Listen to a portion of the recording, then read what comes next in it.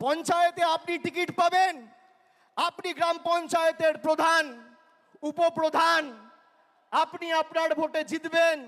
বিধানসভা লোকসভায় আপনি ভাববেন মমতা ব্যানার্জি এসে একটা মিটিং করবে, অভিষেক ব্যানার্জি এসে একটা মিটিং করবে, প্রার্থী জিতবে।